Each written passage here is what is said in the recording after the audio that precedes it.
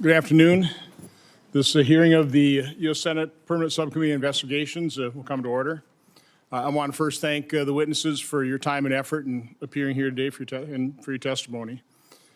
In conjunction with this hearing, I am releasing an interim report titled Unmasked: How Biden Health Officials Purposely Turned a Blind Eye Toward COVID-19 Vaccine, or I call them injection, injuries, safety signals. I urge everyone tuning into today's hearing to read the full report to determine for yourself how the title is as accurate as it is incriminating. To set the stage for what follows, let me remind everyone that Dr. David Morens, now indicted for this, under conspiracy and destruction of records charges, he was an advisor to Anthony Fauci, emailed to colleagues on how to evade Freedom of Information requests. Quote, I learned from our FOIA lady here how to make emails disappear, and how he wanted, quote, correspondence on sensitive issues to be sent to me at my Gmail address, unquote. Included in this report is additional evidence of how federal health officials avoided creating a paper trail to prevent transparency and public disclosure. In discussing how they've been warned of a major limitation of FDA's data mining system, one senior FDA official wrote, quote, we should meet internally.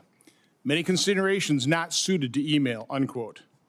Other federal officials appear to have openly acknowledged that they were actively attempting to avoid transparency.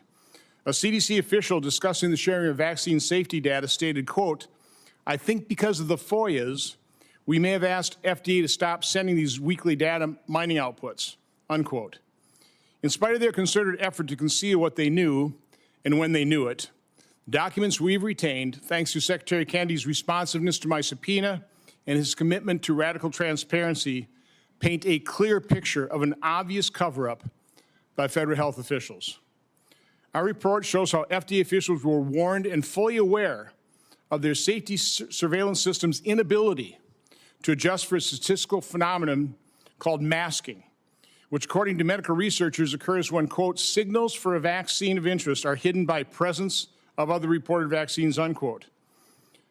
Rather than use a newer state-of-the-art system that can adjust for masking, Biden health officials purposefully chose to employ the older system that conceals the signals for serious adverse events associated with the COVID injection.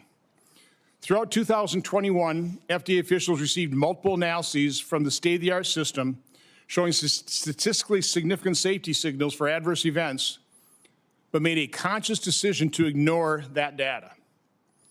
On October 22, 2020, CDC's Tom Shimabukuro touted VAERS by saying it can, quote, rapidly detect safety signals and can detect rare adverse events, unquote.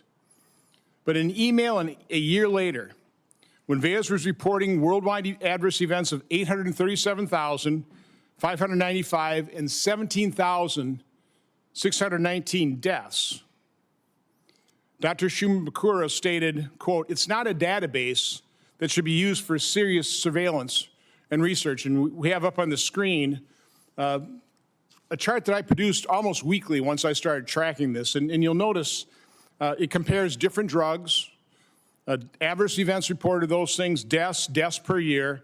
You can see at the top of the chart, ivermectin appears to be a pretty safe drug. At the very bottom, COVID vaccines, and again, this is in October of 2021, 17,619 deaths. It's important to note that 32% of those occurred either on the day of vaccination or within 1 or 2 days of vaccination. I know VAERS doesn't prove causation, but that is a correlation that federal health officials ought to be looked at.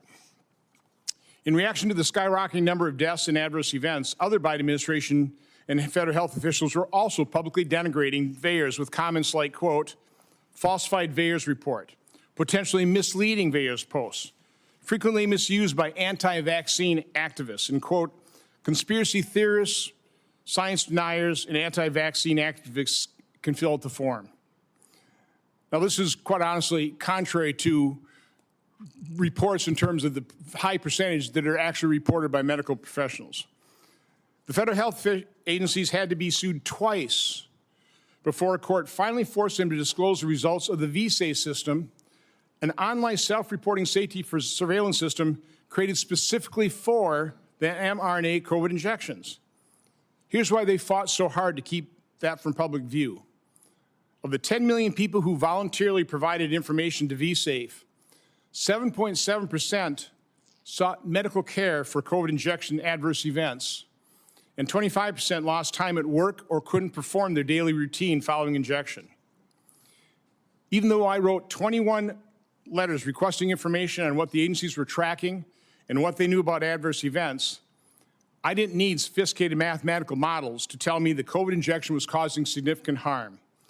The data depicted on these charts alone should have raised the alert level to DEFCON 1. Now, this first chart is showing deaths reported on VAERS since the inception of VAERS. You can see starting in 1990, deaths were approximately a couple hundred per year, anaphylactic shock, those types of things. In 2021, deaths spiked to 21,631. Now, again, I didn't need a mathematical algorithm to tell me there's something going on here. And by the way, a lot of people will say, well, that's because we administered billions of doses. One of the letters I wrote to the CDC showed the rate of death per dose, compared it to the flu, which is about 0.46 deaths per million doses. Time we calculated this, the COVID injection was 25.5 deaths per million doses. That's a 55-fold increase over the deaths for the flu vaccine. So something was going on here. Our federal health officials should be paying attention. Let's do the next chart. This is the most up-to-date VAERS chart now. It's showing 39,077 deaths worldwide reported to VAERS. And understand, and we'll be adding this to the record, the Pilgrim report, an HHS-funded Pilgrim study at Harvard University showed that adverse events for vaccines are reported at less than 1%. So this grossly understates the number of adverse events and deaths, and you can see adverse events are almost 1.7 million. Multiply that times what, 100, 30? These are dramatically understated. In spite of these shocking numbers, federal health officials continued to recommend the injection, claiming it both safe and effective. By comparison, in 1976, after approximately 25 to 30 deaths and over 500 cases of Guillain-Barré syndrome, the swine flu vaccine was pulled from the market. Biden federal health officials were clearly not as vigilant in reacting to what VAERS was showing. For over 4 years, I have wondered how health officials could possibly ignore this overwhelming evidence of harm. Now I know. Our report details that on March 1st, 2021, less than 3 months after the COVID injections received an emergency use authorization, Peter Marks, the head of CBER, and officials reporting to him were warned by FDA's Dr. Anna Scharfman, and an individual who these officials recognize as an expert in FDA's data mining, that the current system would mask safety signals for COVID injection adverse events. Dr. Scharfman proposed a new model, a new method, invented by Dr. William Dumichel of Oracle, the inventor of the current algorithm, to uncover the hidden safety signals. On March 26, 2021, 26 days later, Dr. Scharfman sent Dr. Dumichel's data analysis to senior FDA officials, showing that the new analytical method found, quote, 49 examples of extreme masking and uncovered approximately 25 statistically significant safety signals of adverse events associated with COVID injection, including, let's put up the next chart here. Here's the sheet. These are the adverse events that they were showing a safety signal for using the new method: Bell's palsy, sinus rhythm, cardiac failure, chronic, acute left ventricular failure, agonal rhythm, which is severe arrhythmia generally occurred at the end of life, pulmonary infarction, cerebral artery occlusion, aortic stenosis, sudden cardiac death, hypertensive emergency, basal ganglia stroke. Now these aren't minor. Remember, we're always told, adverse events are rare and minor. These are not minor adverse events, and these safety signals were showing, and they were strong, but they were being hidden because FDA officials refused to acknowledge that the current system they were using was invalidated. And they had to look at the new system that unmasked these things. Our report goes on to detail how federal officials refused to acknowledge these revelations or take action to warn the public. Instead, senior FDA officials repeatedly tried to stop Dr. Scharfman from continuing her work or communicating her findings outside of FDA. In September 2021, Dr. Marks informed Dr. Patricia Cavazzoni, the then director of CDER, that Dr. Scharfman, who was a CDER employee, quote, has been asked to cease and desist conducting her data analysis. Dr. Marks complained that Dr. Scharfman's work had become, quote, a major distraction, that her efforts could create erroneous conflicts that feed to anti-vaccination rhetoric. Dr. Peter Stein, the then director of CDER's Office of New Drugs, reported to Dr. Marks that his office had, quote, made it clear to Dr. Scharfman, quote, that she should not be discussing and providing internal analyses externally and needs to focus on her assigned work. Dr. Scharfman, who retired from the FDA in 2025 after more than 35 years of service, told PSI staff in a recent interview that she believed her FDA colleagues saw her as a, quote, pest and, quote, persona non grata, unquote, because she was raising concerns about masking. Our witnesses today are medical researchers and experts in scientific data collection. They will help clarify the masking issue and describe why this cover-up was so egregious. I want to thank them for their time and effort they put into our testimony. I also want to thank Secretary Kennedy for his commitment to radical transparency and for promising to make HHS personnel with knowledge of these events available for interviews with subcommittee. And I also want to give a huge shout out to my staff. These are the folks who found a needle in a haystack in a document production from one of the universities that we were investigating 2.5 years ago. Found that David Morin's email where he was talking about being able to, being told how to make emails disappear and to use his Gmail. So these are the folks who did that, and these are the folks who have combed through 11 million pages to find and discover this egregious cover-up. So thank you, guys, and with that, I'll turn it over to Senator Blumenthal. Thanks, Chairman Johnson.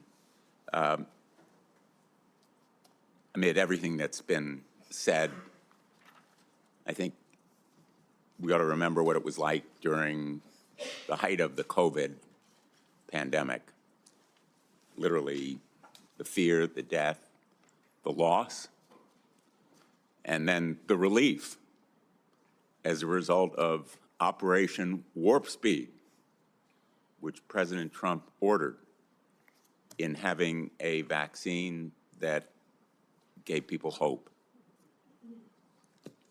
and many people life.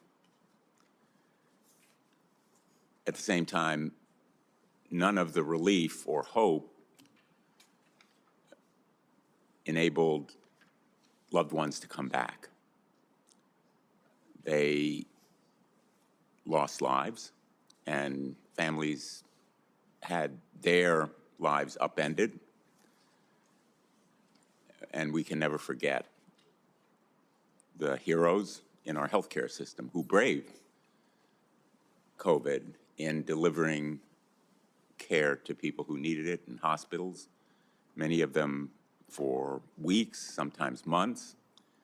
We are fortunate to have with us Maria Young. Thank you for coming here today, who spent many days in a hospital, close to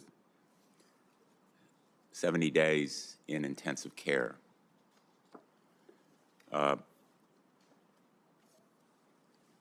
Most lives were forever changed as a result, but the vaccine offered a path forward for so many people, and we should be thankful for Operation Warp Speed.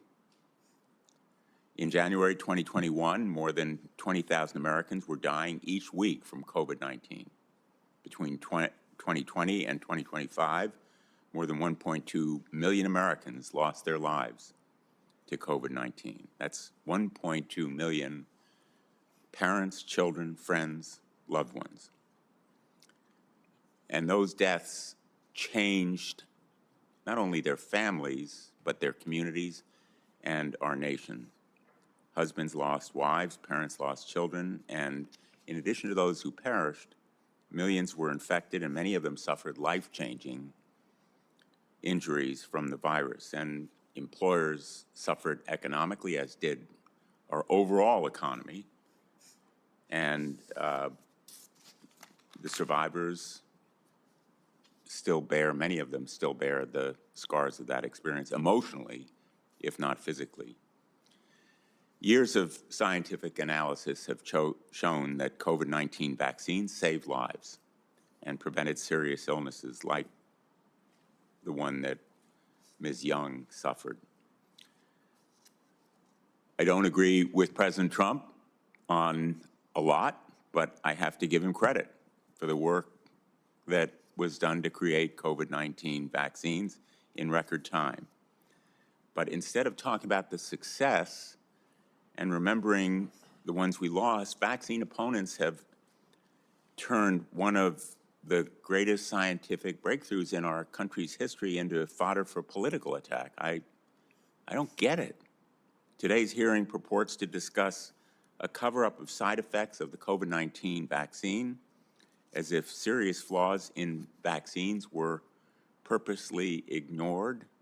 And let me be clear, they were not ignored. They were not disregarded. They were not covered up. The majority's report cherry-picks emails and misconstrues an internal debate between scientists who were actively looking for ways to detect side effects to support a predetermined and flawed thesis that COVID-19 vaccines have done more harm than good. That's not the scientific method, to have a preconceived result and then frame the evidence to fit the outcome. The report and documents that the majority has released simply do not support the notion of any kind of cover-up, nor do the reports and documents do anything to change our understandings of the vaccines as safe and effective. These points are important for the public to understand. And with all due respect, nothing that Chairman Johnson has released shows the vaccines were linked to any adverse effects beyond the rare ones that health officials have acknowledged. Indeed, the risk of stroke he claims was hidden not only was studied openly, but later shown not to exist. Without objection, I would like to enter into the record the 4 studies demonstrating that COVID-19 vaccines and boosters save lives, Mr. Chairman. Without objection. There is also a really deep irony in the majority's argument, given the current administration's overt effects to skew science and undermine public health. Last week, I wrote to the acting CDC director, Dr. Jay Bhattacharya, about reports that he has blocked publication of a recent study showing that COVID-19 vaccines were extremely effective at preventing hospitalizations last winter. That study still has not been formally released, although I understand that a copy was somehow leaked, literally hours before this hearing, magically released, but not officially. And therefore, I call on the CDC director to officially release that report. Again, I asked my letter to him to be entered into the record if there's no objection. Without objection. I sincerely hope we never face another pandemic. I think most Americans join in that hope. And that we are still able to find dedicated scientists and, yes, pharmaceutical companies willing to work around the clock to find vaccines and cures, and public officials who are willing to support and encourage and to fund them with resources. I fear that this administration's actions to politicize science and slash scientific funding and to expel talented scientists are doing irreparable harm to our nation's ability to counter the next pandemic. The threat remains real and present, and we must respect science and encourage our scientists to continue to do their work. Thank you, Mr. Chairman. Thank you, Senator Blumenthal. Before we swear in witnesses, I'd like to enter a number of records into the record. First, the majority staff interim report and the 596 pages and 10 spreadsheets that support that report. Second, my December 15th, 2025 letter to HHS Secretary Kennedy requesting information about an internal FDA memo on deaths of children following COVID-19 vaccination. Then my March 23rd, 2026 letter to Secretary Kennedy detailing the subcommittee's findings about masking and how federal health officials ignored and downplayed the risk of ischemic stroke following vaccination of Pfizer's COVID-19 bivalent booster. And finally, a 2010 report entitled Electronic Support for Public Health Vaccine Adverse Events Reporting System. Again, this is the what they call the Pilgrim study done by Harvard. So I'd like to enter those in the record. Mr. Chairman, as I indicated previously, I have a Judiciary Committee hearing, and I'll be right back. Okay, sounds good. Without objection on my entering records into the...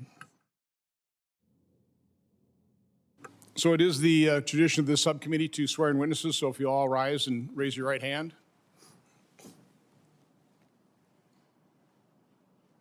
Do you swear or affirm the testimony you will give before this subcommittee will be the truth, the whole truth, and nothing but the truth, so help you God? Please be seated.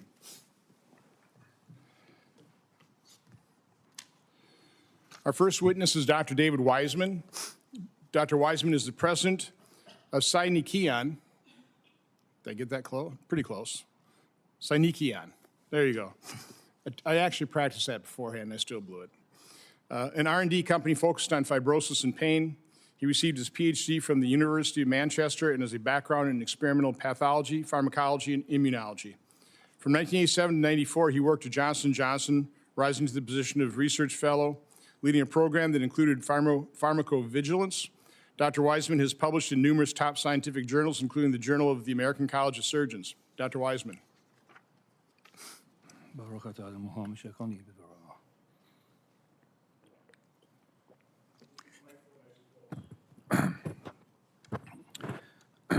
You hear me? Distinguished Chairman, Ranking Member, and committee members, with today's stunning revelations, I'm humbled to discuss critical flaws in statistical safety signal and potential risk detection in VAERS, touted by CDC as the nation's early warning system for vaccine safety, and credited by former CBER Director Marks with detecting both potential and actual safety issues and informing vaccine policy decisions. Among limitations undermining detection of statistical safety signals is the problem of masking. Masking occurs when statistical signals for one vaccine in a database are obscured by reports associated with other vaccines. For example, Moderna's myocarditis signal becomes hidden if its comparison baseline is artificially inflated by including Pfizer's myocarditis signal reports. In a simple analogy, hemlock and arsenic appear equally toxic when compared separately with a non-toxic baseline control such as tea.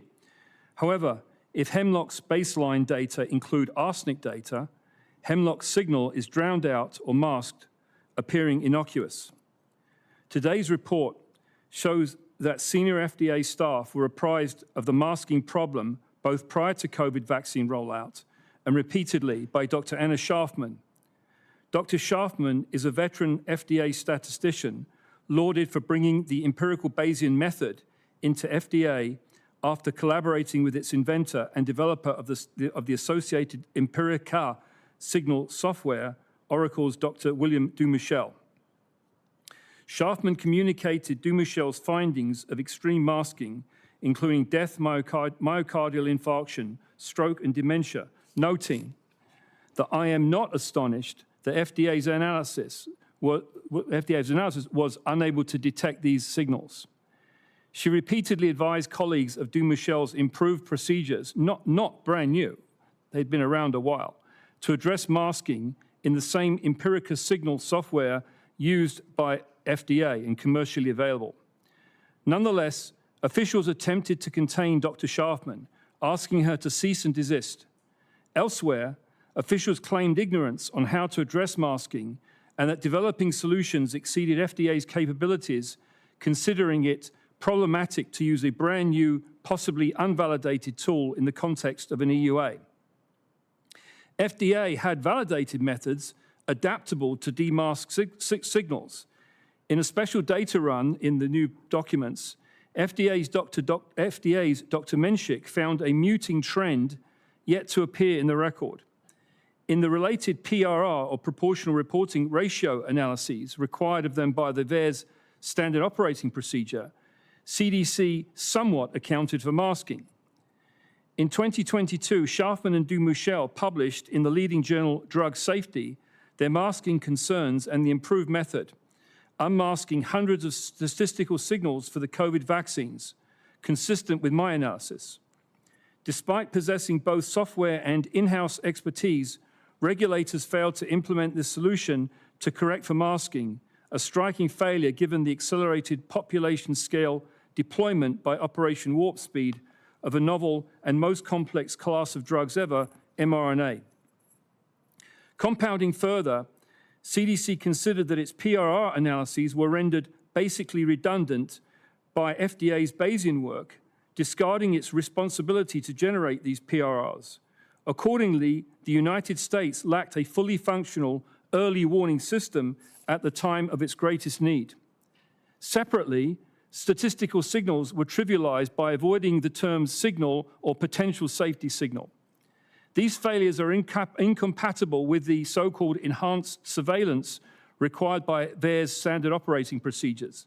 Hindering investigation of potential risks, FDA was obliged to consider, even without having to prove causality, and impugning vaccine injury compensation, authorization, and approval decisions, principle of which was Comirnaty's hastened full approval undertaken while Dr. Schaafman was voicing her concerns. Further, they marginalized those apparently injured by COVID vaccines. Not only did the system fail to perform as advertised, but as the drug safety paper presciently warned, the COVID vaccine reporting deluge likely created masking effects that now compromise signal detection for other vaccines going forward, and there are several papers that describe this. Regulators must swiftly correct masking and other VAERS deficiencies, heeding earlier warnings of their former colleagues, Drs. Marks and Jernigan, who said, failure to detect and communicate a serious health issue related to vaccines could impact confidence not only in COVID vaccines, but in all vaccines. Thank you. I welcome your questions.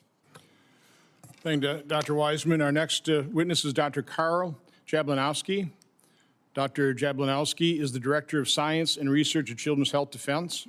He holds a master's degree in computer science from the University of Chicago and a PhD in biomedical and health informatics from the University of Washington School of Medicine.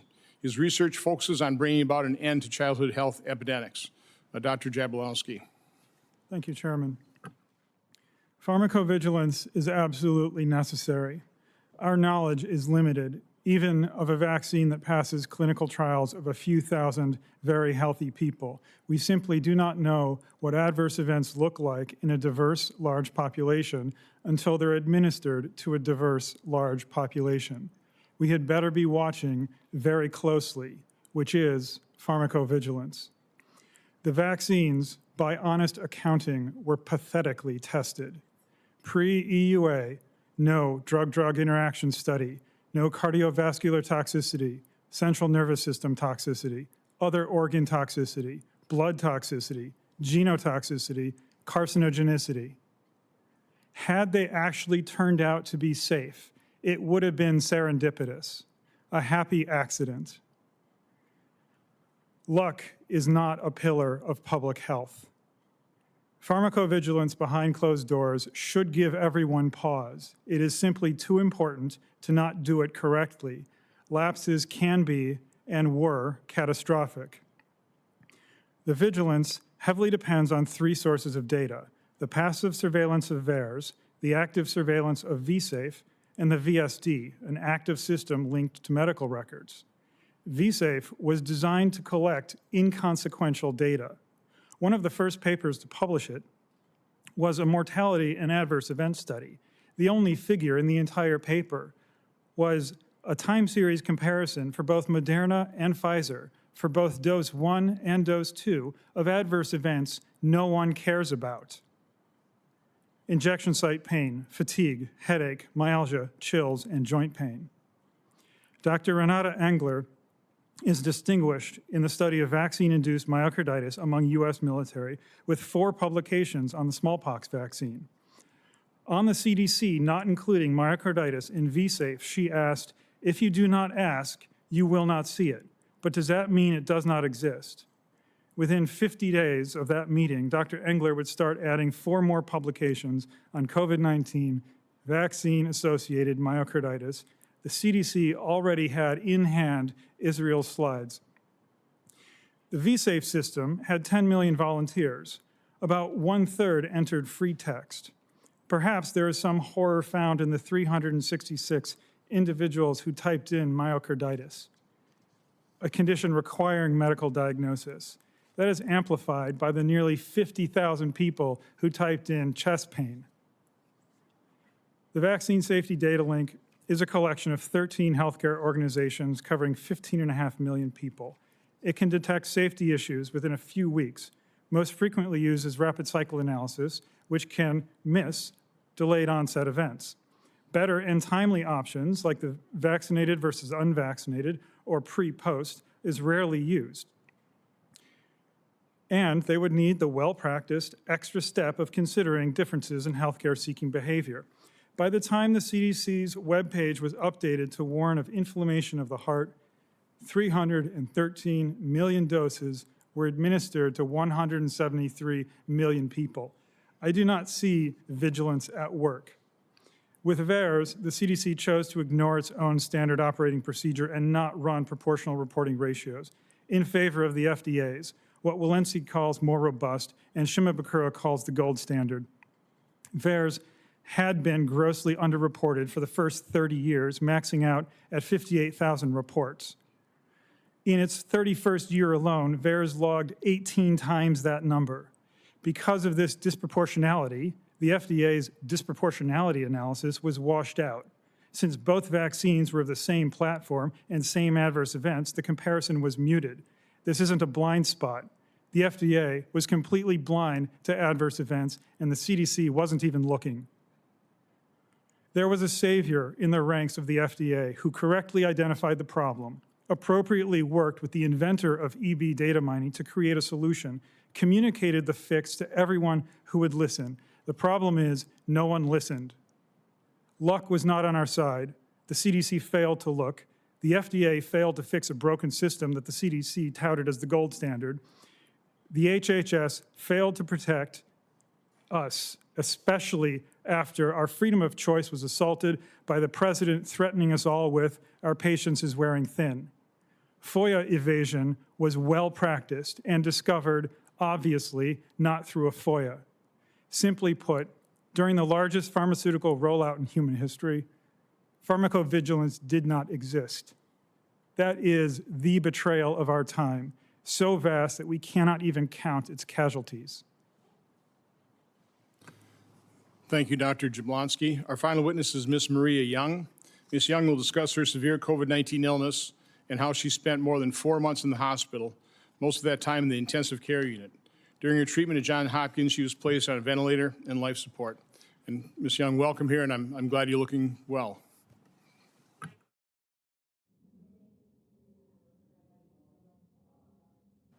Thank you. My name is Maria Young. Thank you to the committee members for inviting me to share my story today. Survivor, warrior, miracle. These are all words that have been used to describe me over the last 5 years. They aren't words I would have chosen for myself. For me, I was just trying to regain the life I had lost to COVID before we had vaccines or any possible treatments. In 2020, I went from being a healthy, active woman with a full career to being sedated, paralyzed, and placed on life support within days. I became a survivor of severe COVID-19, ARDS, acute respiratory distress syndrome, after spending 69 days on ECMO, extracorporeal membrane oxygenation, and 70 days on a ventilator. I am here because survival is not the end of the story. For those unfamiliar, ECMO is a rare form of life support, used when the lungs can no longer function on their own. Blood is removed from the body, oxygenated by a machine, and returned. It is invasive, complex, and used only when all other options have failed. ECMO does not heal the lungs. It buys hope and a little time. But that hope comes with significant risks: stroke, neurological injury, blood clots, infections, limb loss, organ failure, and of course, death. I spent more than 4 months in the hospital, most of it in the intensive care unit, ICU, most of it in a medically induced coma, and most of it alone. When I finally woke up, I had no memory of the time that had passed and no understanding of how much I had lost. During those months, my family lived through trauma that still echoes today. My mother was told repeatedly that I was not expected to survive. My sister wrote my eulogy. My family prepared themselves for the unimaginable, all without being able to see me in person. Day after day, my mother waited by the phone for a call from my doctor with the update for that day. They carried grief and hope at the same time, a burden that families of critically ill patients know all too well. While I was unconscious, my body endured a long list of complications that many ECMO survivors face. Multiple infections, including one that almost took my vision, blood clots, collapsed lungs, severe muscle wasting and deconditioning, delirium and hallucinations, prolonged sedation and sedation drug withdrawal, blood transfusions, a tracheostomy, a feeding tube, pressure wounds, a deep neck wound from cannulation, and long-term cognitive and physical impacts. These complications are not footnotes. They are the reality of surviving critical respiratory illness. They shape recovery for months and often years. They are especially hard when the diagnosis and treatment lack understanding and support. When I finally woke up, I had to relearn how to breathe, how to swallow, how to sit up, stand, and walk. I had to rebuild my life from the ground up. And while I'm deeply grateful to be alive, gratitude does not erase the trauma. Survival comes with weight, the weight of knowing how close I came to dying and that many others weren't as lucky. When I was discharged, my list of diagnoses included dysautonomia, cognitive impairment, demoralization, severe body deconditioning, long COVID, partial vocal cord paralysis, and post-intensive care syndrome, among others. But alongside that weight is profound gratitude. Gratitude for the nurses who spoke to me even when I was unconscious. Gratitude for the respiratory therapist who taught me how to breathe again. Gratitude for the physical and occupational therapists who celebrated every inch of progress. And gratitude for the doctors at Johns Hopkins who made bold decisions to save me, including placing me on my stomach while on ECMO to try to improve my lung function and oxygenation, something that had never been done before at Johns Hopkins on a patient on ECMO with a tracheostomy. They believed my life was worth fighting for. And gratitude for my community, who held my family up when they could no longer do it on their own. My experience led me to advocacy.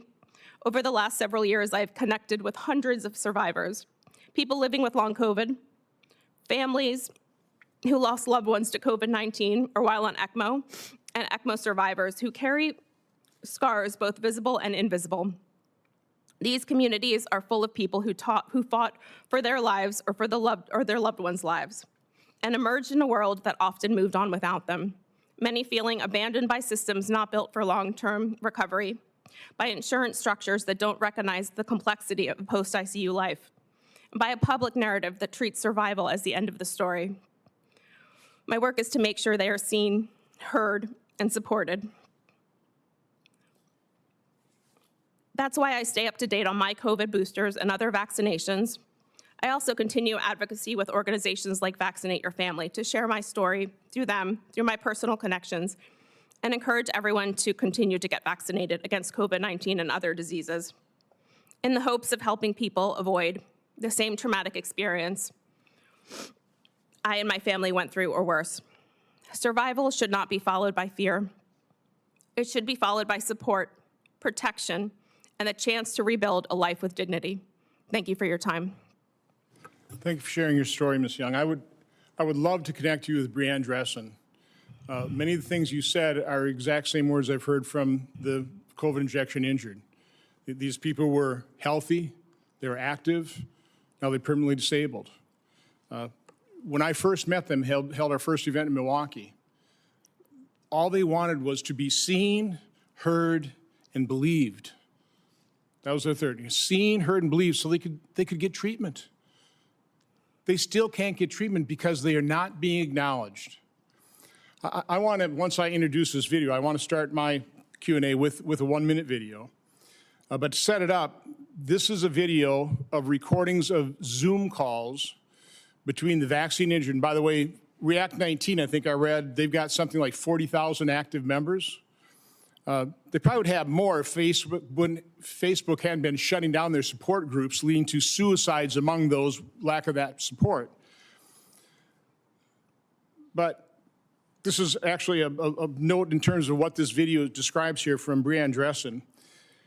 She writes, beginning in March 2021, seriously COVID-19 vaccine-injured patients were flown to NIH, and this is March 2021, the same time they were made aware of the fact that they were going to mask the safety signals using the algorithm. Vaccine-injured patients were flown to NIH headquarters for extensive testing and evaluation and treatment. Study participants, and I think there are about 23 of them.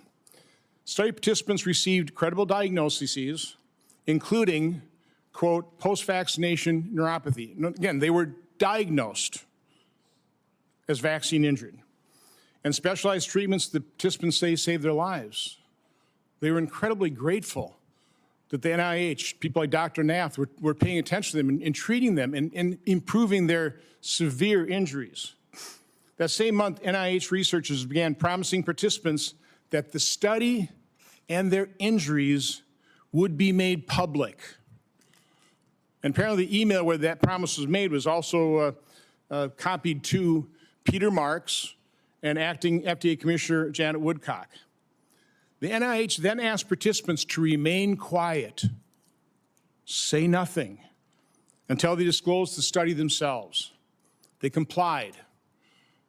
They feared if they were to go public, they'd lose the treatment, that all the thousands of other injured that were counting on them to be studied, to develop cures, wouldn't receive treatment either. So they stayed silent, holding on to the promise that help is coming for the many others nationwide. That study and the injuries were never disclosed to the public. They were lied to. And this video, again, read my report. Senator Bluma, I cannot believe you read my report based on your opening statement. Read my report.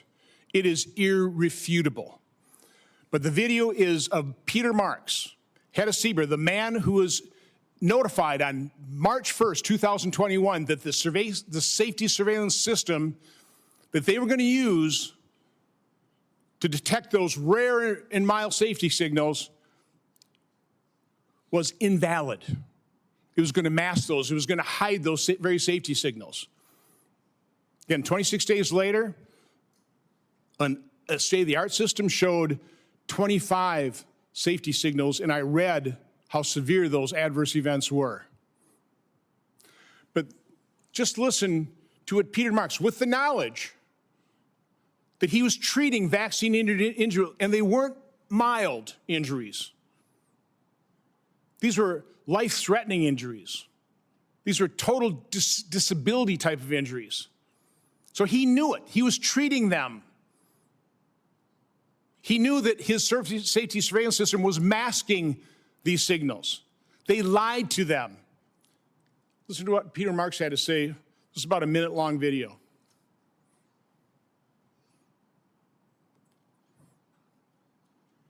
There is incredible BS out there about like thousands of people dying, etc. That just ain't true. No one's denying that adverse events can occur. That doesn't mean that any given individual might not have had something related to the vaccine.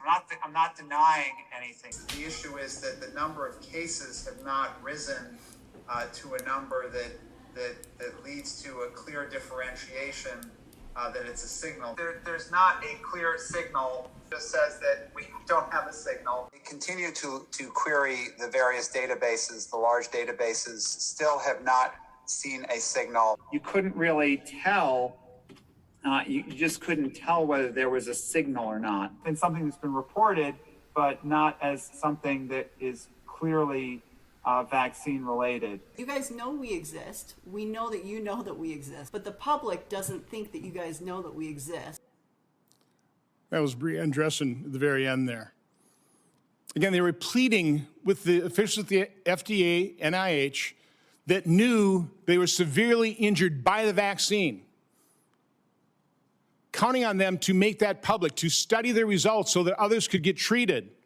To this day, they have not done that. Put up chart number 2 here. Dr. Wiseman. Again, I know you've looked into this in a great deal of depth. You know, probably the very complex mathematical models and algorithms of empirical Bayesian analysis. I'm not a statistician. I'm just a lowly accountant. How in the world could the people who were touting VAERS, Tom Shimabukuro in October of 2020, this is a system that can really detect even small safety signals.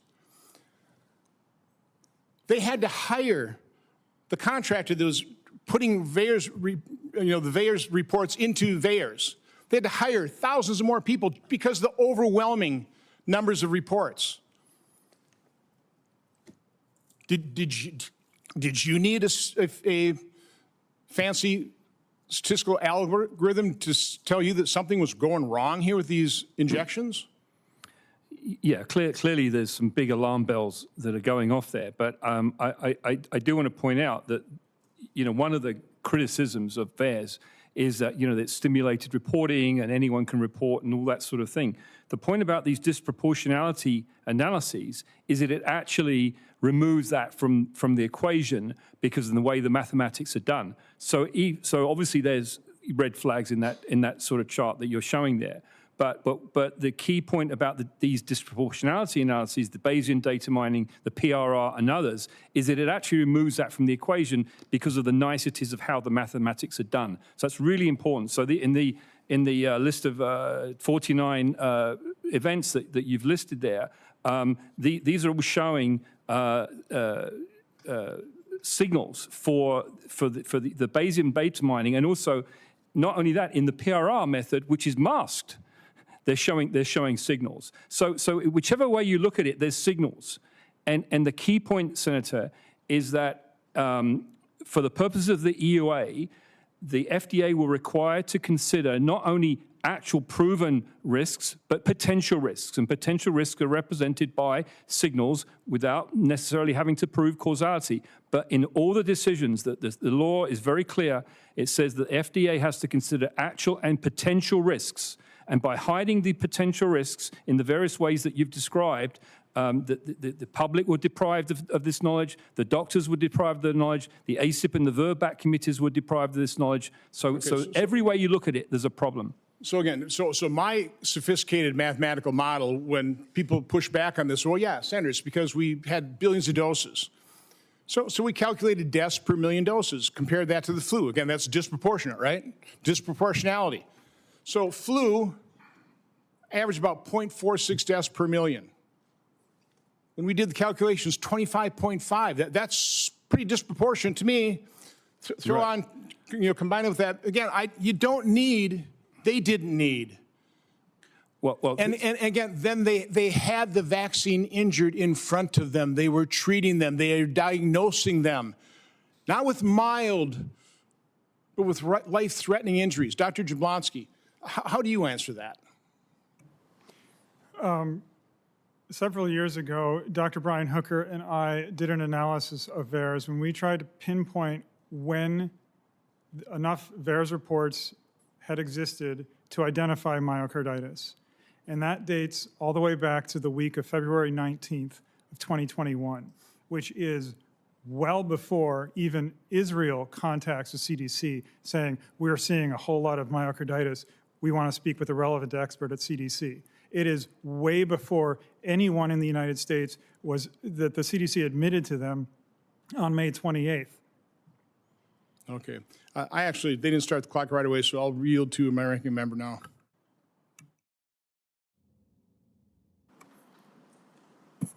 Thanks, Mr. Chairman. I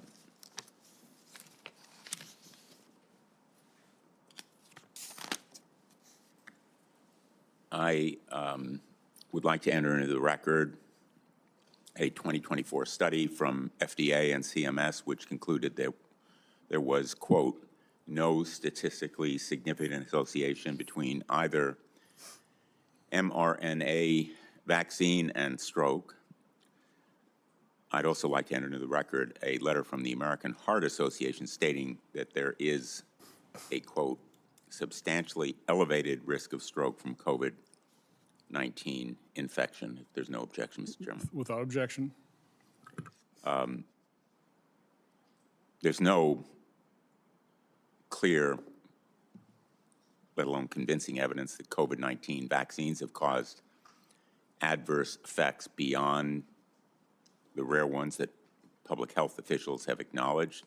There is clear evidence that COVID-19 itself is linked with many worse adverse events, including stroke. And there are signs that the administration is regretting its implied or explicit opposition to the use of vaccines in America today, because they are so contrary to what people across the country really believe and correctly believe, that vaccines actually do save lives. I'd like to ask Ms. Young a couple of questions, but first I want to thank you again. Obviously, this moment is a very, very difficult one for you, as it would be for anyone recalling almost 70 days in a coma, 200 plus days in a hospital, in intensive care, near death. At the time you entered the hospital, there were no vaccines available. By the time you finished life support, there were multiple vaccines and millions of people had been inoculated. And so, in a sense, your story is about re-entering the world, a different world, a better world that would have saved you from this horrific ordeal. But this basic truth, this miraculous outcome during the time that you were unconscious, became tarnished when opportunists began raising false alarms and warned of hidden harms from vaccines while hawking untested supplements. Fearmongers attacked the scientists and public health officials who had brought us out of one of the darkest hours in our nation's history. And people angered by measures taken to contain the virus claim the threat that it posed was never real to begin with. So I guess my first question is, do you remember when you first learned that a vaccine against COVID-19 had become available, and how did you feel? When I woke up, my first question was, who did I get sick? Because I assumed, everyone I had been near had gotten sick, and nobody had. But I remember laying in my hospital bed. I was kind of waking up and still going through delirium, and they had the TV on. And I was watching the news, and it felt really surreal because people were getting vaccinated. Healthcare workers were starting to get vaccinated. And I just remember feeling like a little sense of relief that nobody else will, this will stop. Life will go back to what it was before, potentially. And my family, my parents and my sister were actually able to get vaccinated the day they picked me up from the hospital. By coincidence, there was availability, and they also felt just a sense of relief and hope. And you look great, if I may say. I've seen some of the pictures of how you looked when you were in the hospital, and I wouldn't recognize you, which attests to, I think, the quality of care that you received at Johns Hopkins, and thanks to those docs and all the specialists and the nurses and all the heroes, not just there, but all around the country, who believe in vaccines, who believe in science. How has the experience of battling for your life against COVID-19 affected how you feel about vaccines? I don't think I thought about vaccines much before. We just had them. They kept us safe. They had eradicated several diseases. And then afterwards, it kind of was like, why didn't it happen sooner? Or why couldn't I have benefited from it? And for a long time, I thought, why me? Why did I get this sick? And then as I learned more about COVID and about all the data that came out of it, I said, well, why not me? I was 41. I was healthy. I didn't have pre-existing conditions. I was the reason that we needed a vaccine. Well, I don't know the answer to your question, why me? But I do know that you are doing enormous good by being here today. And as painful as that experience was, I think we owe you, all of us owe you, a debt of gratitude for your bravery and your strength in coming here today and sharing your story. So I want to thank you for being here today. Thank you. Senator Marino. Thank you, Mr. Chairman, and I will echo the ranking member's comments. Thank you, Mrs. Young, for being here. I assume that's your mom.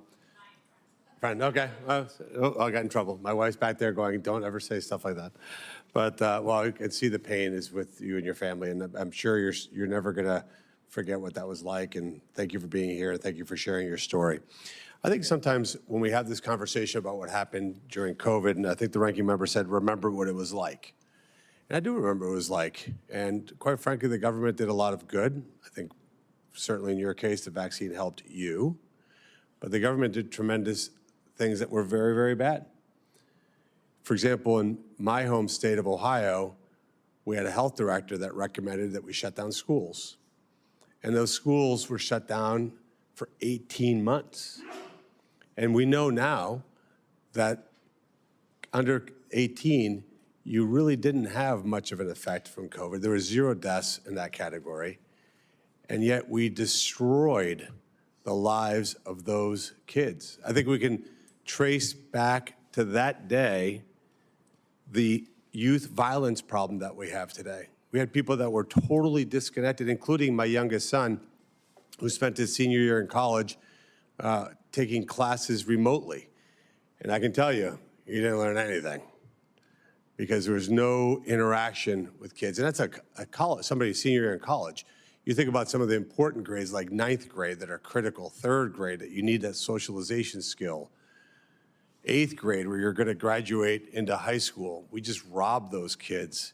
And Dr. Wiseman, what are your thoughts just as a scientist? Don't you think that there should be some idea of building confidence in our healthcare system and that there needs to be a certain amount of humility that says, hey, maybe we don't know all the data, but you certainly are, you should be giving people the best data that you have and yet it seemed like it was a very one-dimensional data set that said, this is the only thing we're going to tell you, this is the only thing you believe. And if you even questioned anything outside this data set or narrative, you're just a bad human being. Yeah, I think you're absolutely right. And I actually want to echo Senator Blumenthal's comments that, you know, what was it like? I mean, it was chaos. And for the most part, everyone was trying to do a very, very difficult job and a very hard job. I think everyone would thank all the healthcare providers and the people in the government and so on. But there were specific failures.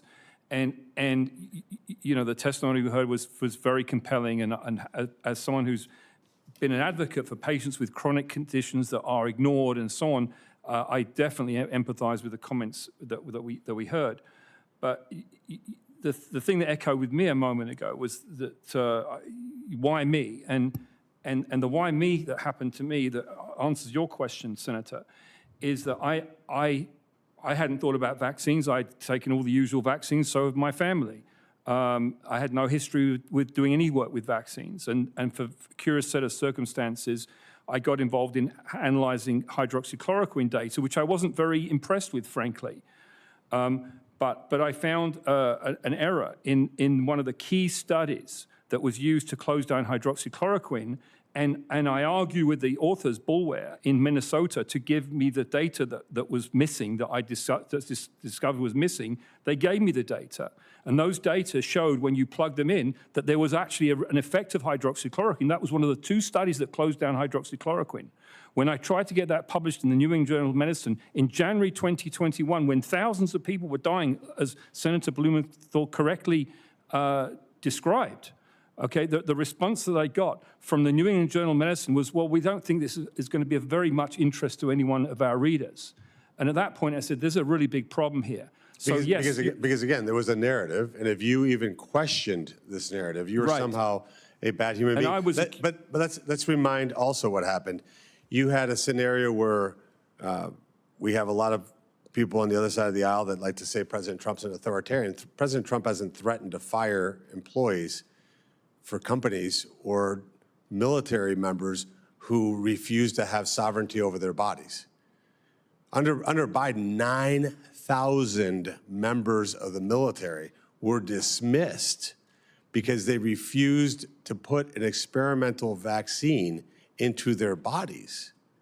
I mean, how did we get to that place, Dr. Weissman? How did we get to the place where I can decide for myself what I put into my own body? And if that means I want to take the vaccine, then good for you. But if I decide not to, I lose my ability to make a living, especially people who put on a uniform to defend this country. How is that possible? Well, I mean, as a scientist, I'm also a pharmacist. You know, looking at what the law says, not as a lawyer, I let the lawyers figure out the legal aspects of it, but as a scientist, as a pharmacist, the EUA requirement required the Secretary of the HHS to make sure there are adequate systems to detect and monitor safety and to inform doctors and the patients who are receiving the vaccines of known and potential risks, so that they could make that sort of informed consent about what to put in their body.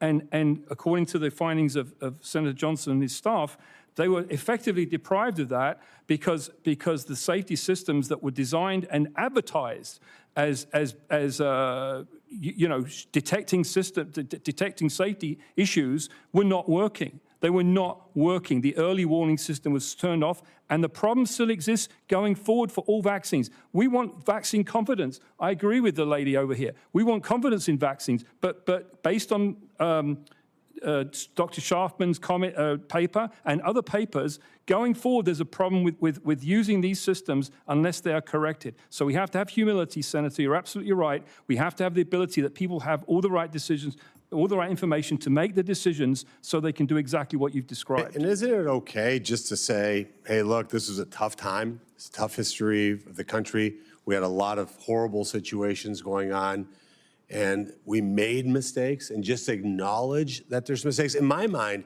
that makes it easier for us to respond to a future pandemic if the government has humility and transparency to say, we really, really screwed up. Dr. Jablanowski, you must have a good email address, probably the only one there, but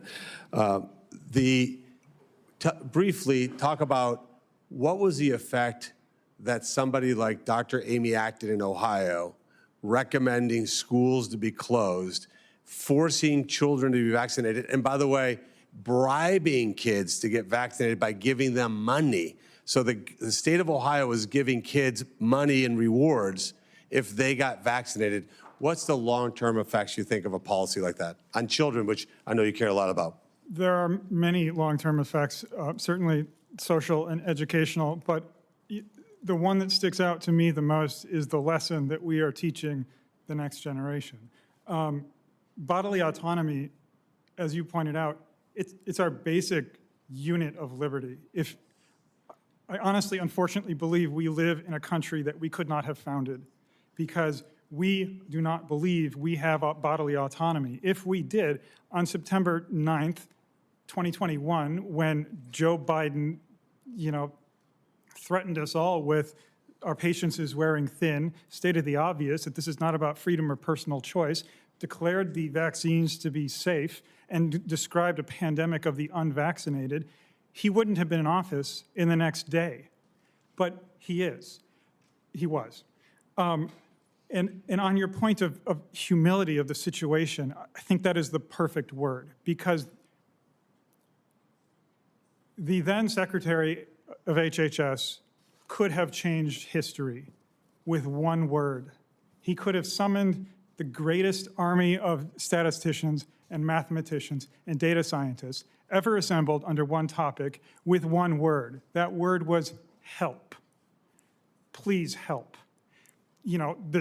We launched a pathetically tested vaccine onto the population, and our only reporting system was overbearing by the number of reports. We can't actually use the system. Please help. Or the expert at the FDA is working with the expert in the world, describing that our system isn't working, has a better system, but we don't like their answers.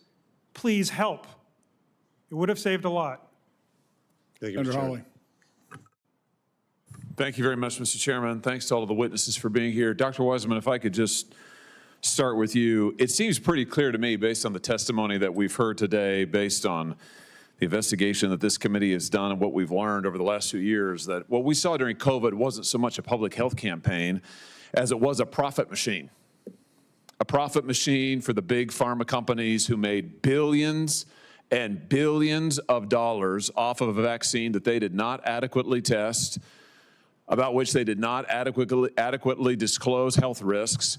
They made out like bandits, though. I mean, this is great for them. All of the public health problems get offloaded onto other people, namely the American people. All of the costs get borne by the patients. They don't have to do anything, and they get rich off of it. I mean, let me just ask you, in your professional opinion, did these companies like Pfizer and Moderna, did they adequately study and disclose any of the risks that were associated with these vaccines before they were forced upon the public?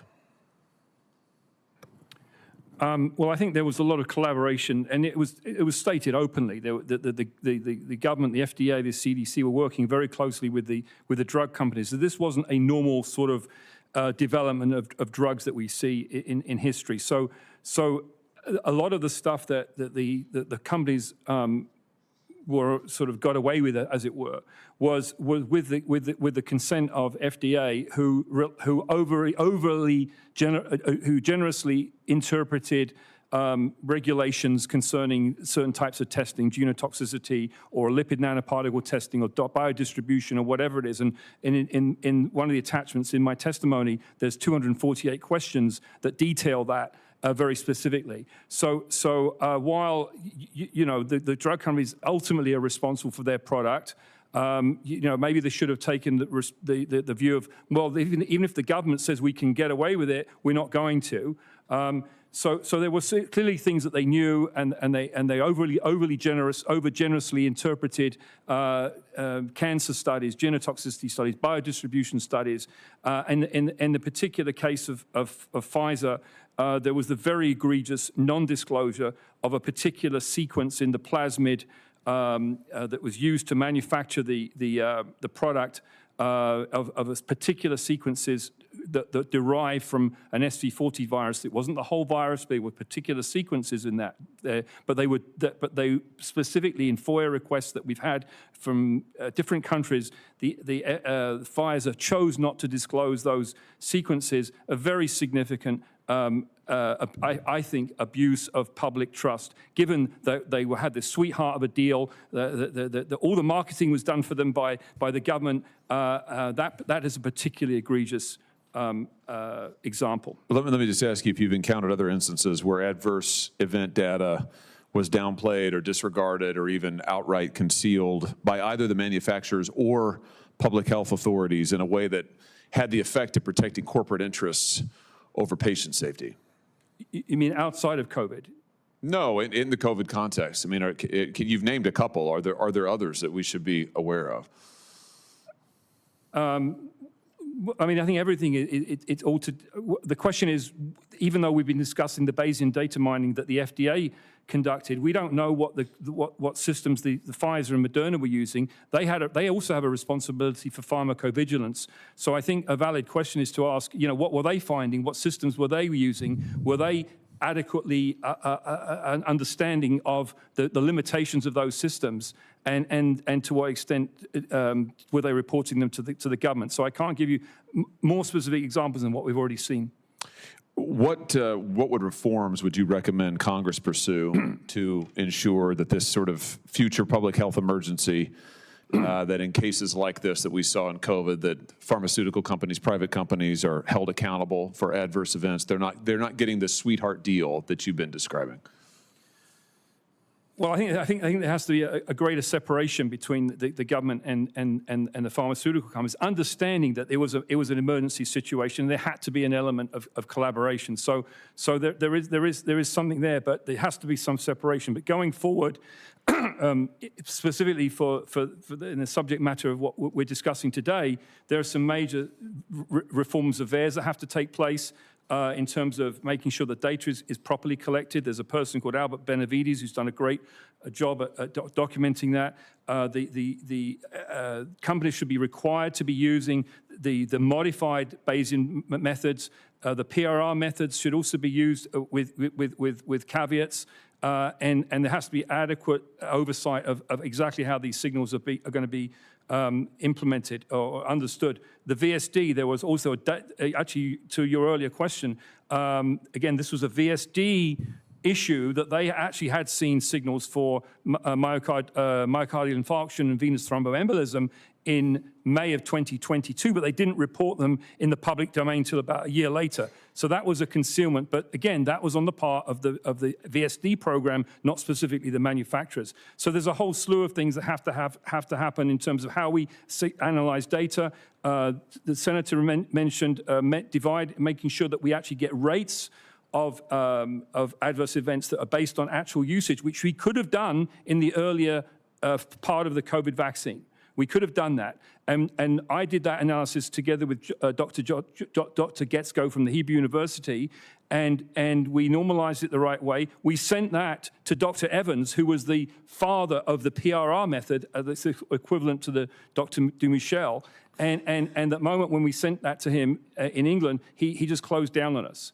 So clearly there's got to be something within the government that says we've got to look at these things and take people seriously. And someone like Anna Schaafman and Dr. Dumichel, who are the father and mother of these methods, were being ignored. These weren't just any people. This was the father and the mother, as it were, of these methods. They need to be listened to and not marginalized, not being told to cease and desist. We don't want to know what you've got to say. I think that's terrible. And we need to understand what processes happened to make that situation possible. I think that the government working with private companies in the midst of a health crisis is one thing, collaboration is one thing, but systematically concealing from the public the true risks involved with this vaccine in a way that not only misled patients, that not only misled parents, that not only endangered the lives of children, but had the net effects of lining the pockets of the biggest pharma companies in the world, that is a disgrace. That is an absolute disgrace. And I just think, Mr. Chairman, that is what we have got to learn from this crisis. Somebody did profit off of it. You know, I mean, we talk about, COVID was good for nobody. Not quite true. It was very good for a handful of pharma companies who got the sweetheart deal with the government, who made billions of dollars off of it, and as usual, got to offload all of their potential liability onto somebody else and walk away from it. And now they are sitting pretty, and the patients are told, sorry, you know, oh, we lied to you, sorry, but at least the companies got rich. We've got to change this so this never happens again. They have responsibility, a moral responsibility, in my opinion. Even whatever the government says, you know, they have to go beyond the letter and say, okay, you know, we think there's a problem here. We have to look at our product honestly and say, okay, you know, we have to disclose all the risks, even though the FDA allows us to say certain things. Sorry. Senator Hall, there's, I think it's an Oxfam study that shows trillions of dollars transfer to not just pharma, but the big box stores. It's all the little guys that got shut down. The big guys did phenomenally well. But I do want Dr. Jablonski to answer your question in terms of, because I think he missed his opening testimony. He listed all of this tests that they did not do in the approval process. Can you quick read that list again? Certainly. It was, there were pre-EUA, there were no tests done on drug-drug interactions, cardiovascular toxicity, central nervous system toxicity, other organ toxicity, blood toxicity, genotoxicity, or carcinogenicity. And I then went on to say, then they hit all kinds of things. And by the way, if you really want to know the abuse, talk to Bree Dressen, talk to Stephanie Manny-DeGarry, who actually participated in the trials, AstraZeneca and Pfizer, and how they were completely abandoned. Manny-DeGarry, I think at the time maybe 12 to 13-year-old little girl, she couldn't walk. She was in a wheelchair. She had to have a feeding tube. In the report from Pfizer, they listed that as a stomach ache. Bree Dressen, who has amassed hundreds of thousands of dollars in medical bills. AstraZeneca, I think, sent her a check for $1,300, something like that. And that settles it. So no, they were abandoned by the companies that they participated in the trials in, okay? And then they were abandoned by the officials of the FDA who treated them, acknowledged that they were vaccine injured, and then never told the public about it. And so we've got a real big problem in this country about vaccine injury deniers. Okay, again, these vaccine injuries are real, but it's being denied. And, you know, Mr. Science himself, you know, accused a lot of people of being science deniers. I'll accuse people of being vaccine injured deniers. And, you know, the study, these, you know, I've got to point this out. We're going to start this. Put up number 8. I have this chart for my November 21st, and Dr. Wiseman, you might have actually been at this public event with the vaccine injured. And the blue lines are the number of the new cases per day. And so you can see this is December 2020, right there. When the vaccine was approved and started being administered, you can see the number of cases pretty well peaked late 2020, early 2021, and started coming all the way down. The orange line is the uptake, the percentage of the Americans who were vaccinated with the COVID injection. Now, it was effective, if it really would have worked, you'd think that the number of cases would just tailed off. But that's not what happened. So at a previous hearing, put up number 4. Okay, well, if you just 2 seconds. At a previous hearing, you put up no, not that one. You put up a study from Commonwealth Fund saying that the vaccine saved 3.2 million lives. So I'm just going to, again, just my simple math, just prove how incredibly farcical that is. So if you just take a look at... I don't know any simple math. It's all complex to me. This is simple addition. So if you take a look at actual deaths up to the pandemic, 2019, about 2.8 million deaths. Now, if you just grow that, and of course, population is growing or aging, so it's growing compound annual growth rate a little under 1% a year. By about 2024, we'd have about 3.1 million deaths. We were projected about 2.9 for the pandemic year. Let's take a look at what actually happened. So the year pandemic, we went from 2.9 million deaths to 3.4. Obviously something was happening. People like Ms. Young suffered the result. 500,000 Americans died. Now, the vaccine came on board in 2021. You would think, again, if we pretty well, I hate to use the word culled the herd, but I mean the most vulnerable people died in 2020. So by 2021, the year of the vaccine, you would expect, if it was that effective, that number, if you would have been saving 3.2 million lives, by the way, just that's in 2021, 2022, you'd think that number would have come down. No, it went up to 3.5 million deaths. 2022 came down a little bit to 3.3. So let's put up the last one. Now, in order to make the claim that 3.2 million lives were saved in 21 and 2022, you would have had to assume that once the vaccine came on board, we were really expecting 5 million deaths in both 2021 and 2022. So that Commonwealth Fund is that study, that mathematical model, kind of like the Veyer's algorithm, it's complete bunk. It's complete BS. The vaccine did not save 3.2 million lives in America. What it did do is it had some serious adverse events to the tune of about 1.7 million, currently on Veyer's 39,000 worldwide, and we know it dramatically understates what that number was. Mr. Chairman, can I ask a quick question? Ms. Young, you've sat through all this stuff. If you had it to do over again, would you have gotten the vaccine? Oh, yeah, without question. You would have gotten it, even knowing that there were potential adverse effects and side effects, which frankly there are with any kind of medicine these days. You still would have gotten the vaccine. Yeah, and that's kind of how I think about it. Anything we take, medicine, vitamins, like everything comes with a risk. It was a measured risk at the time. And yeah, I don't regret my decision at all. Thank you. Thank you, Mr. Chairman. And again, to Ms. Young, thank you for being here today. Okay. I apologize to the witnesses, and Mr. Chairman, I have a hearing of the Veterans Affairs Committee. Our world is many obligations at the same time, so I do apologize that I can't be here for the rest of the I appreciate that. So in my letter to Secretary Kennedy of December 15th, point number 10, I point out a Rasmussen study.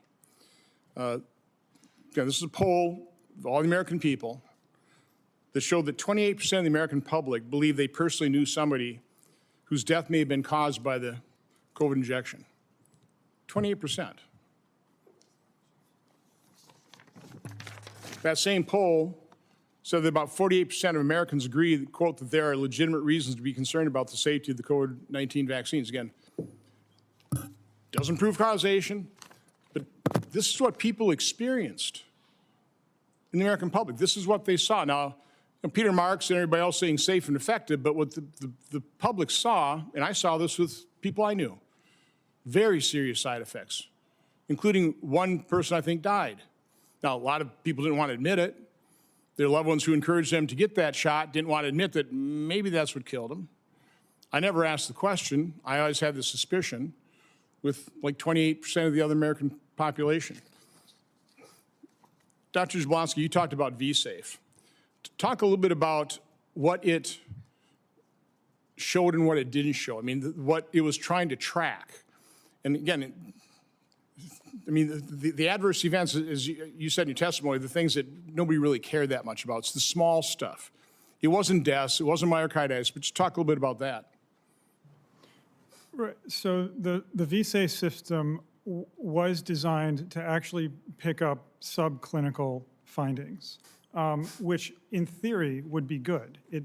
Because the VSD, what most of the health institutions rely on, are only what is presented clinically. However, in all honesty, the COVID-19 vaccine rollout was a freight train going 100 miles per hour, and nothing was going to stop it. Now, V-Safe was designed to ask 10 questions that nobody cared about, that was never going to stop this. If all 10 million people had checked all 10 boxes every time they were prompted, I still do not think it would have made a lick of difference. But it also asked you to determine, did you seek medical care after your vaccination, correct? That is correct. And 7.7% of the people, of the 10 million people, sought medical care after their injection. Now, is that unusually high for any medication or any vaccine? That seems awfully unusually high. The number of skipped work days, I believe, was 25%. also unbelievably high. Dr. Wiseman, one of the things that is not widely publicized is certainly the Pfizer, might have been true of the Moderna as well, but I know the Pfizer got the emergency use authorization based on a certain process, very low batch process number one. But that's not what the American people or the world got, is it? You want to describe the potential problems of them switching the process just regulatorily in terms of that's probably not what should happen. Right. But also the danger of that new process, particularly when we know that people like Kevin McKiernan are talking about massive amounts of DNA above and beyond the acceptable limits. Okay, so in general, any time in any pharmaceutical product, if a manufacturer changes the manufacturing process, it triggers a very, very careful review of does this change the safety and efficacy of the product. Okay, that's a general principle that everyone knows. The material that was used by Pfizer, the so-called Process 1 material, the RNA was made in a certain way using a certain method, and only once the vaccine was authorized in December 2021, or just slightly before then, they introduced what would be the Process 2, which was going to be using a bacteria with these things called plasmids, and it turns out there's also these SC40 sequences, but they were using the similar process that Moderna was using all the time. And there was supposed to be a comparator study done with 250 patients to show that the new material was acting the same way as the old material. That actually wasn't done, even though it was slated to be done. So that's a huge issue. And by switching the processes, it introduced different risks and different profiles into the product that haven't been properly studied. And FDA allowed Pfizer to slide and not even do that comparison study. There was actually a Process 3. And the Process 3 was about in end of 2021, where Pfizer changed the diluent, the liquid vehicle that the vaccine was carried in from one kind of solution to another kind of solution, which again wasn't properly characterized. And that was really called Process 3. So what was in the clinical studies, even though there was lots of problems with the clinical studies as well, which that's a different problem, the public did not get the product that was the part of the clinical studies. In the case of Moderna, there were also some changes that happened to do with certain RNA sequences that were in the product. Again, there were questions that EMA, particularly the Europeans, were very careful in asking questions to Pfizer and Moderna about different aspects of their process. They asked good questions, and this is work that I did with Dr. Maria Gucci. They asked good questions. We went through those documents extensively. And then they got some kind of very perfunctory answer, and it seems like they were sort of told to, lie down and not do anything more. So on multiple occasions in both companies, there were lots of irregularities as to what the questions that were being asked about the manufacturing that weren't being properly answered. Dr. Jablonski, it kind of speaks to another problem you have is when you have no product liability. All the effort goes into getting a drug or a vaccine approved, but because you have no liability, once it's approved, there's not a whole lot of effort on anybody's part, right? I mean, the regulators who have approved it, they don't want to be proven wrong. The vaccine manufacturers, they're certainly not going to be, raising their hand and go, oh, by the way, we better pull this thing because we're seeing all kinds of problems. You've seen that with childhood vaccines as well. Do you want to just kind of describe that problem of, lack of liability for these products and what that produces from a standpoint of post-licensure behavior? Yeah, I think that if there was no product liability for automobiles, we'd still be driving around in Model Ts. There is no development. There's no pressure to develop a better and safer. And in fact, there is a disincentive for them to look. It's actually a violation of the fiduciary duty to their shareholders if they actually look at their own product and find a problem. And so we are left powerless over this system that cannot be corrected by capitalistic forces if there is a liability shield. We just can't be. So the vaccines got the emergency use authorization different times. They were licensed at about August of 2021.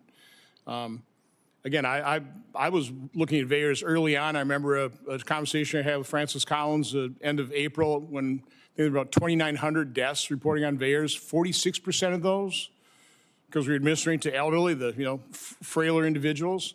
46% of those deaths were occurring on the day of vaccination or within 1 or 2 days. And I asked Dr. Collins about that.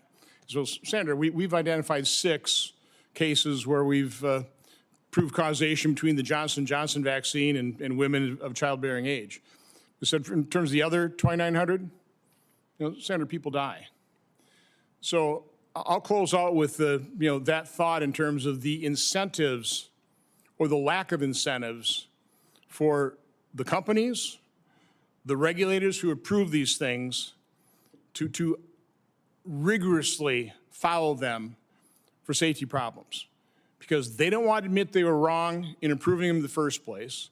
They don't want to admit that shots or injections that they were doing videos on, telling everybody you have to get, that's why God gave you 2 arms, shot in a booster in each arm. I mean, nobody that pushed these things wants to admit they are wrong. The advice they gave might have resulted in somebody's death or permanent disability. That's what we're faced with. That's why we have this massive vaccine injury and injection injury denying going on in this country.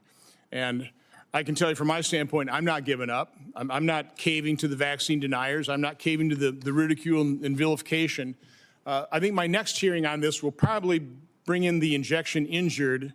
Now that we have this report, and again, look at the timing of this. Peter Marks was made aware of this in March of 2021, the same time the NIH was treating people and they were admitting these people were injured by the COVID injection. They were promised that they would be studied, that would be made public, their injuries would be made public. And here we are, end of April 2026, that hasn't happened. I'm on a mission to make sure that happens. So again, I want to thank all the witnesses. Again, Ms. Young, I appreciate the fact you're here. I really encourage you, if you allow me, I will put you in connection with the Briandress and their, you're going to be dealing with the same issues, okay? You haven't been seen, you haven't been heard, nor have they. I think it could really be a good conversation. Okay, wonderful, we'll do that. But the record for this hearing will remain open for 15 days until 5 p.m. on Thursday, March 14th, 2026 for the submission of the statements and questions for the record. This hearing is adjourned.